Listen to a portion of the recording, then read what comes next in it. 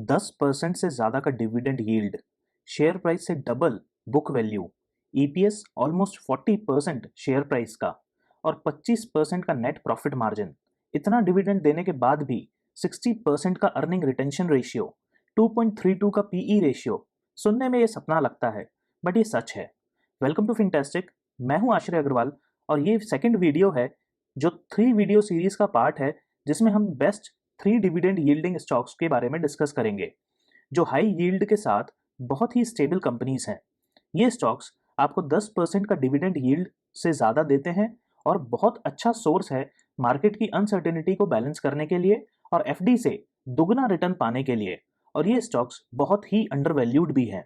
अगर आपने पहला वीडियो नहीं देखा है तो उसका लिंक आपको डिस्क्रिप्शन और आई बटन पे मिल जाएगा। इस वीडियो में हम सेकेंड स्टॉक से स्टार्ट करेंगे जो है रूरल इलेक्ट्रिफिकेशन कॉर्पोरेशन लिमिटेड, जो कि एक सब्सिडरी है पीएफसी की। और इसका हम डिटेल्ड फंडामेंटल एनालिसिस करेंगे और देखेंगे इनका business, in depth financials, industry analysis, future expectations, कुछ इंपॉर्टेंट रेशियोज और भी बहुत कुछ। ये वीडियो बहुत ही इंटरेस्टिंग होने वाला है, इसलिए बने रहिए वीडियो में एंड तक। चलिए शुरू करते हैं। आरईसी एक नवरत्न कंपनी है और इसका प्राइमरी रोल है रूरल इलेक्ट्रिफिकेशन प्रोजेक्ट्स को लोन प्रोवाइड करना। कंपनी सेंट्रल और स्टेट पावर कंपनीज को और स्टेट इलेक्ट्रिसिटी बोर्ड को और कॉपरेटिव्स को और एनजीओ और प्राइवेट प्लेयर्स को सभी को लोन प्रोवाइड करती है। कंपनी नोडल एजेंसी भी है बहुत सारी सेंट्रल स्कीम्स की, जैसे दीनदयाल उपाध्याय ग्राम ज्योति योजना, जो एक फ्लैगशिप स्कीम है मिनिस्ट्री ऑफ पावर की, जिसमें रूरल पावर डिस्ट्रीब्यूशन और 24x7 पावर प्रोवाइड करने का मिशन है। इसके अलावा सौभाग्य स्कीम, जिसे हम प्रधानमंत्री सहज बिजली हर घर योजना भी बोलते हैं, इसके अंडर हाउस होल्ड्स में इलेक्ट्रिफिकेशन का टारगेट है। रीमैप्ड डिस्ट्रीब्यूशन सेक्टर स्कीम, जो 3 लाख करोड़ की स्कीम है, जिसका टारगेट है इफिशियंसी और फाइनेंशियल स्टेबिलिटी प्रोवाइड करना सभी गवर्नमेंट पावर डिपार्टमेंट्स को। और भी बहुत सारी छोटी बड़ी स्कीम्स हैं जिसमें कंपनी का एक की रोल प्ले करती है। कंपनी ने पिछले 3 सालों में अपने सभी टारगेट्स को हिट किया है और इनफैक्ट काफी ज्यादा मार्जिन से बीट भी किया है। कंपनी को सभी रेटिंग एजेंसीज ने हाईएस्ट AAA रेट किया है। अगर इंडिया में एनर्जी मार्केट देखें तो इंडिया ने टारगेट रखा है 2030 तक अपने 40% इंस्टॉल्ड कैपेसिटी को नॉन फॉसिल फ्यूल बेस्ड करने का। और इंडिया वर्ल्ड का लार्जेस्ट क्लीन एनर्जी प्रोग्राम भी रन कर रही है, जिसका टारगेट है 175 गीगावाट रिन्यूएबल कैपेसिटी अचीव करना 2022 के एंड तक और 450 गीगावाट 2030 के एंड तक।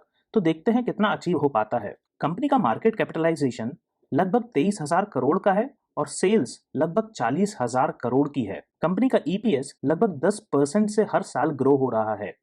पीई अगर देखें तो ये ऑलमोस्ट 2.32 पे स्टैंड करता है करंटली, और ये 5 ईयर पीई रेंज से भी कम है। रिटर्न ऑन इक्विटी अगर देखें तो 20% की रिटर्न ऑन इक्विटी है।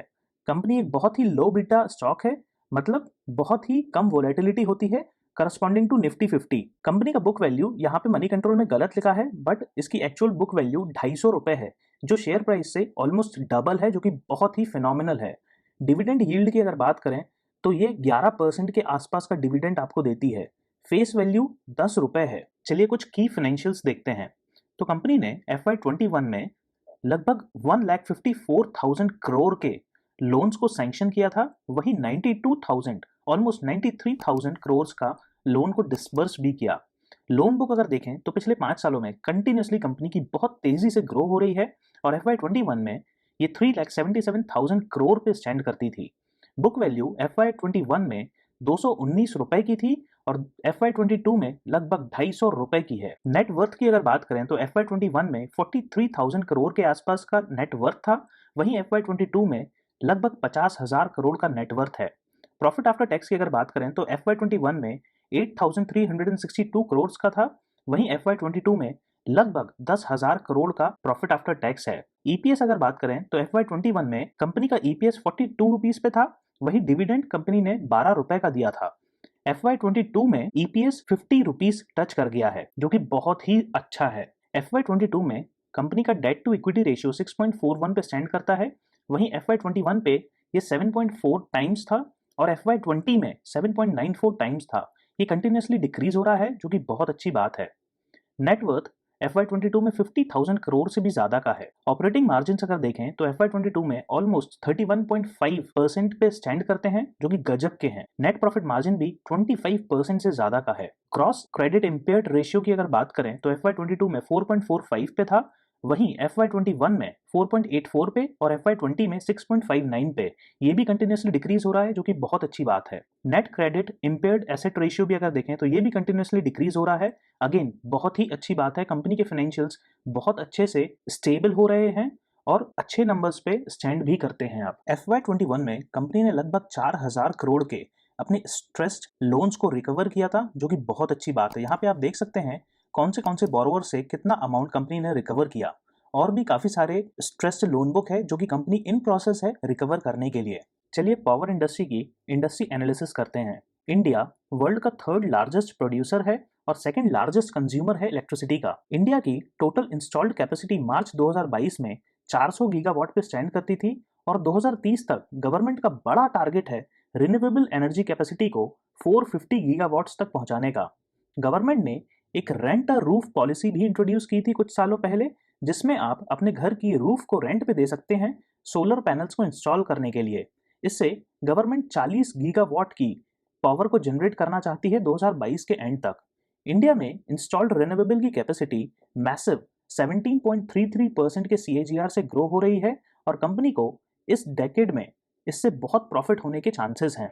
इकोनॉमिक सर्वे ऑफ इंडिया ने प्रेडिक्ट किया है लगभग $300 बिलियन से ज्यादा की इन्वेस्टमेंट होगी रिन्यूएबल सेक्टर में 2030 तक। ट्रांसमिशन की अगर हम बात करें तो गवर्नमेंट ऑफ इंडिया ने ट्रांसमिशन लॉसेस को कम करने के लिए कुछ रिफॉर्म्स भी लॉन्च किए हैं, जैसे ग्रीन एनर्जी कॉरिडोर और क्रॉस बॉर्डर लिंक्स।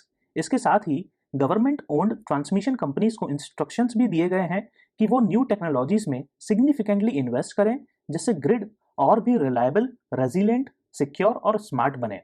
ये एक काफी इंपॉर्टेंट पॉलिसी है और इंडस्ट्री का मानना है इससे बहुत बेनिफिट्स होंगे। अगर डिस्ट्रीब्यूशन की बात करें, इंडिया में 27,000 किलोमीटर की रेलवे ट्रैक्स हैं, जिसके साइड में बहुत सारी स्पेस बेकार पड़ी होती है।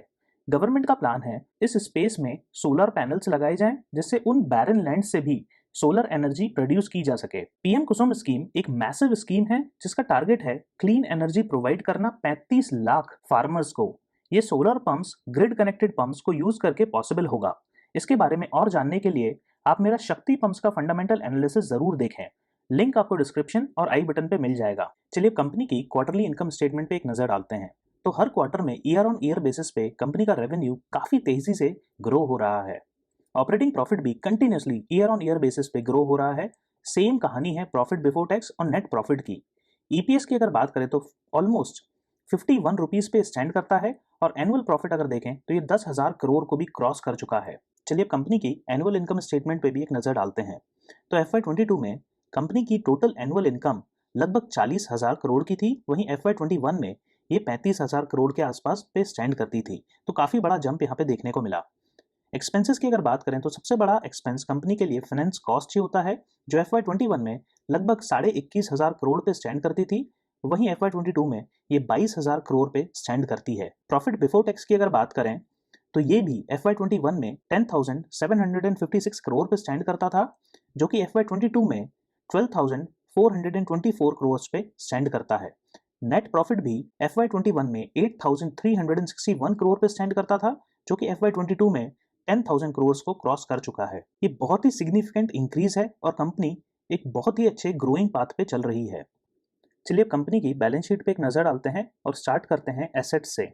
तो कंपनी का cash and cash equivalent FY22 में 140 करोड़ पे स्टैंड करता है, वहीं FY21 में ये काफी ज्यादा था, लगभग 1180 करोड़ का। बैंक बैलेंस अगर देखें तो ये पिछले साल के कंपैरिजन में थोड़ा सा इंक्रीज हुआ है। कंपनी ने काफी ज्यादा अपना एक्सपोजर बढ़ाया है F&O सेगमेंट्स में, जो कि हेजिंग के लिए किया गया है।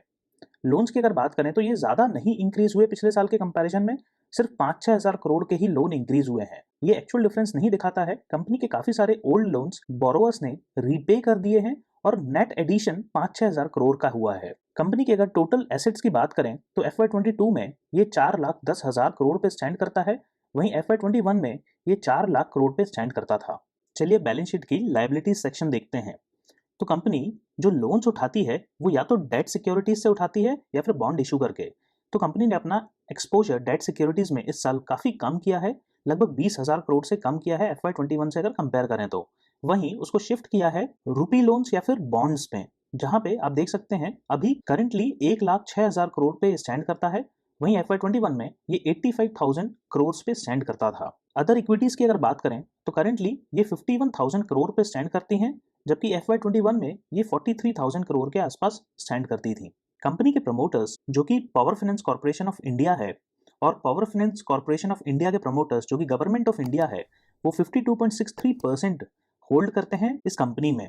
और कभी भी कोई भी शेयर प्लेज या फिर होल्डिंग को डिक्रीज नहीं किया गया, और ये कभी डिक्रीज होगी भी नहीं, क्योंकि गवर्नमेंट ऑफ इंडिया को एक बहुत मोटा डिविडेंड मिलता है कंपनी के शेयर्स से। FIIs की बात करें तो FIIs करंटली 24.27% का स्टेक होल्ड करते हैं, जहां पे थोड़े से FIIs ने एग्जिट किया है और अपना स्टेक भी डिक्रीज किया है।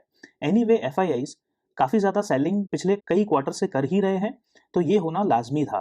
म्यूचुअल फंड्स ने भी अपना एक्सपोजर यहाँ पे कम किया है और अभी 9.43% होल्ड करते हैं। पब्लिक कंटिन्यूसली अपना स्टेक इंक्रीज करती जा रही है और करंटली 13.66% पे ये स्टैंड करता है। चलिए अब देखते हैं कंपनी NSE पे कैसा परफॉर्म करती है। तो कंपनी लगभग मार्च 2008 में लिस्ट हुई थी और वहां से काफ़ी एक जोरों का जंप मारा था, जब कंपनी का शेयर प्राइस लगभग 200 रुपये टच कर गया था। फिर ये कंसोलिडेट होता होता बार बार एक ही रेंज बाउंड मोशन में चल रहा है और इसका बॉटम लगभग 80 से 90 रुपए के आसपास का है। करंटली इस प्राइस में बहुत ही ज़्यादा अंडर वैल्यूड है और कोई भी चांस 100 के आसपास पे बाय करने का एक बहुत ही अच्छी अपॉर्चुनिटी होगी।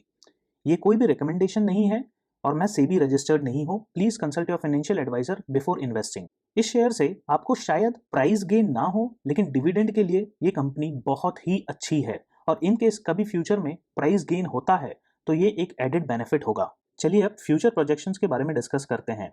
तो एस्टिमेटेड है कंपनी का शेयर प्राइस एनालिस्ट के हिसाब से 61% तक जंप होना चाहिए अगले एक साल में और 190 रुपीज़ को टच करना चाहिए। ये सिर्फ एक एस्टिमेट है, कोई गारंटी नहीं। EPS अगर देखा जाए तो फोरकास्टेड है FY23 में ये 53 रुपीज़ को टच करेगा, जो कि 18% की ग्रोथ है। बहुत ही तेजी से EPS वैसे भी कंपनी का ग्रो हो रहा है और अगर इसको टच करती है तो बाय डिफॉल्ट आपका डिविडेंड यील्ड भी इंक्रीज होगा। चलिए कंक्लूड करते हैं। अगर आपको ये मेरी रिसर्च पसंद आई है तो प्लीज़ मेरे चैनल को सब्सक्राइब करें और ट्विटर पे फॉलो भी करें। कंपनी एक डोमिनेंट NBFC प्लेयर है और एक नवरत्न कंपनी है। कंपनी के फाइनेंशियल्स और फंडामेंटल्स बहुत ही स्ट्रांग नजर आते हैं और बहुत ही अंडर वैल्यूड भी हैं। कंपनी 10% से ऊपर का डिविडेंड देती है और कंपनी का शेयर प्राइस का डाउनफॉल भी काफ़ी लिमिटेड है। पावर सेक्टर इंडिया में नेक्स्ट 5-6 सालों में बहुत ज़्यादा ट्रांसफॉर्म होने वाला है और कंपनी का बहुत बड़ा रोल है इंडिया के पावर सेक्टर में। प्रॉब्लम्स की अगर बात करें तो पावर सेक्टर एक बहुत ही कैपिटल इंटेंसिव सेक्टर है और कॉन्ट्रैक्टर्स बहुत बड़ा लोन डिमांड करते हैं। अगर कोई भी बोरोवर डिफॉल्ट करता है और स्ट्रेस्ड एसेट में उसकी एंट्री होती है तो कंपनी का NPA बहुत बढ़ सकता है, जो फ्यूचर में प्रॉब्लम क्रिएट कर सकता है। अच्छी बात यह है कि कंपनी का NPA कंटिन्यूसली कम हो रहा है। सेकंड कंसर्न की अगर बात करें तो कंपनी का share price historically range bound रहा है और फ्यूचर में स्टॉक प्राइस से गेन शायद लिमिटेड है, लेकिन डिविडेंड के मामले में ये FD से डबल रिटर्न देती है और शेयर प्राइस अगर फ्यूचर में बढ़ता है तो वो एक एडेड बेनिफिट होगा। थर्ड कंसर्न है कॉस्ट ऑफ लोन का, जो ये खुद लेते हैं। अगर वो इंक्रीज होता है तो कंपनी के डिविडेंड यील्ड पे भी इम्पैक्ट करेगा और ओवरऑल प्रॉफिटेबिलिटी को भी। फोर्थ कंसर्न है क्योंकि कंपनी गवर्नमेंट ओन्ड है तो कभी कभी गवर्नमेंट फोर्स कर सकती है चीप लोन्स देने के लिए और पावर कंपनीज को बेल आउट करने के लिए। ये एक बड़ी मुसीबत हो सकती है कंपनी के लिए अगर ऐसा कभी होता है तो। कंपनी का बिजनेस ग्रोथ, वैल्यूएशन और पास्ट को देख के मैं इसको 8 आउट ऑफ 10 रेट करूंगा। कमेंट्स में ज़रूर बताएं आपको क्या लगता है REC और ओवरऑल पावर सेक्टर के बारे में और इसका क्या फ्यूचर है। ये एनालिसिस पार्ट 2 था 3 पार्ट सीरीज का और जल्दी ही फाइनल पार्ट भी आएगा। Thank you.